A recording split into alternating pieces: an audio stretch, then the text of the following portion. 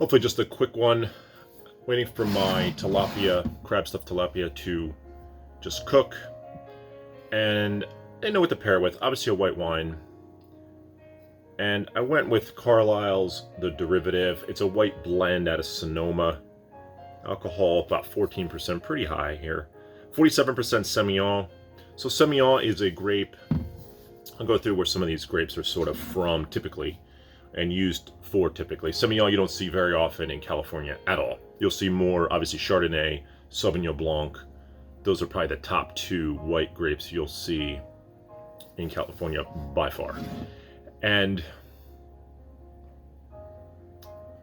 so you'll see Semillon, you'll see sometimes in Australia. Hunter Valley Semillon has been on my wish list for a while. Haven't had it yet.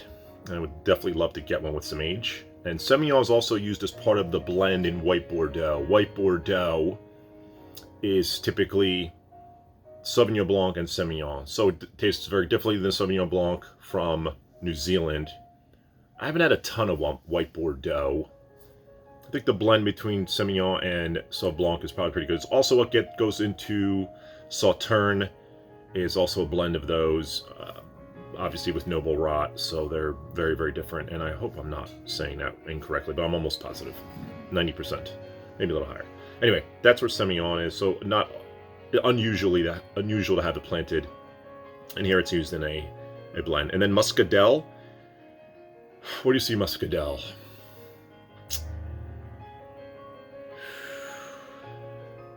Muscadel, Loire, Lower Loire. So Melon de Bourgogne, and yeah, Muscadel. So that's where you'll see that. At least I'm pretty sure. It's Muscadet. I got that wrong. So Muscadet is what's there. Muscadel, I don't know where you'd see it that often. I'm guessing somewhere in France.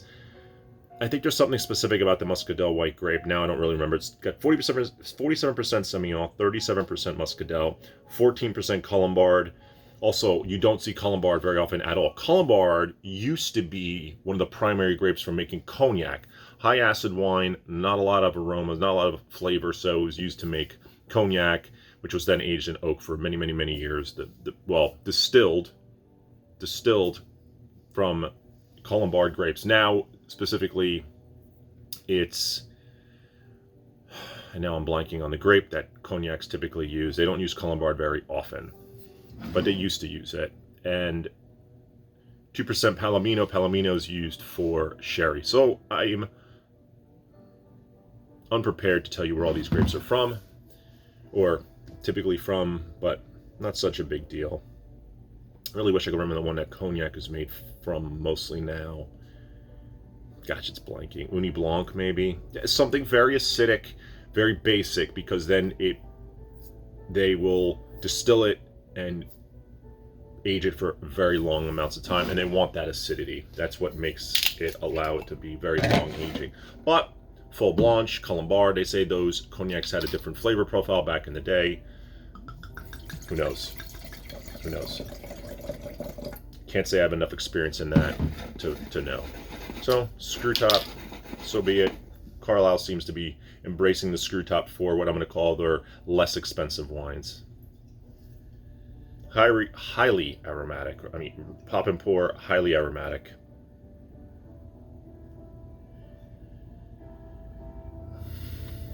A little bit like of a Sauvignon Blanc smell, but very fresh.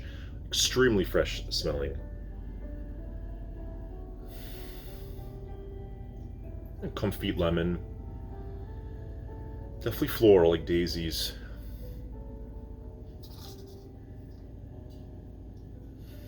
Some green herbs, fresh green herbs. Like fresh green grass. Not herbs maybe so much, but fresh green basic grass. Dare I say like fresh spinach. I don't know why that's hitting me, but that's kind of what I'm... And that floral component, there's a citrus component a little bit. Maybe that star fruit. So a fair amount of aromatics shooting out.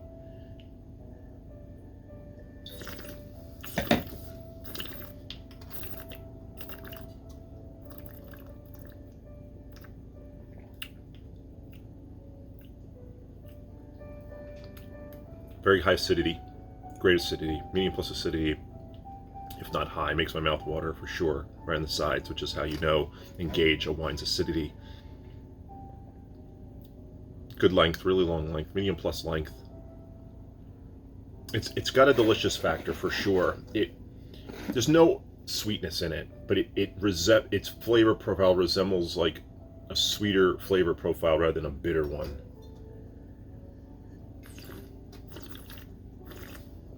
Some white wines will leave an absolute bitterness. Sometimes I feel like some Italian white wines will leave like a bitterness on your palate. This is leaving almost like an oiliness a little bit. That's probably what the Semillon does to it. It's got some body to it for a white wine. It's definitely a slightly more medium-bodied white wine.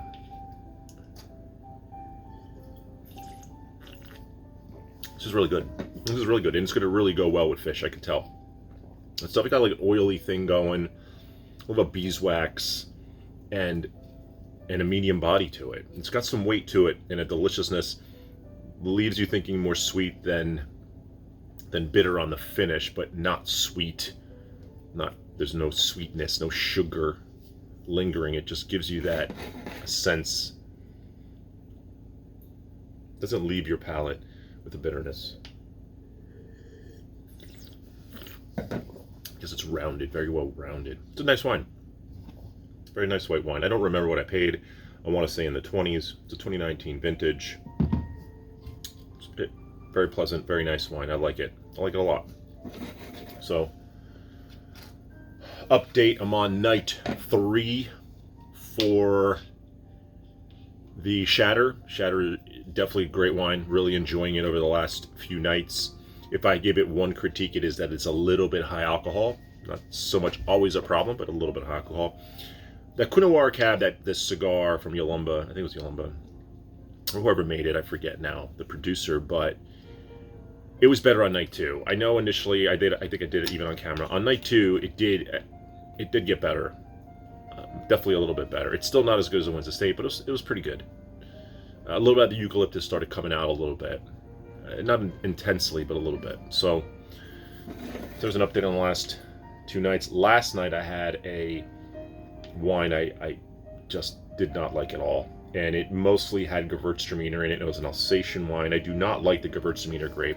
There's just something about it in a white wine, that is just not my thing. And I just validated that yesterday. I don't know how much Gewürztraminer was in that wine, but whatever it was too much. I had a little bit of it with my dinner, and that was it. Just had some seared tuna yesterday, and I just didn't really enjoy the pairing whatsoever. It's got this floralness that I'm just like eating a flower petal, and it's just not appealing to me. So this wine's nice. It's also at a nice temperature.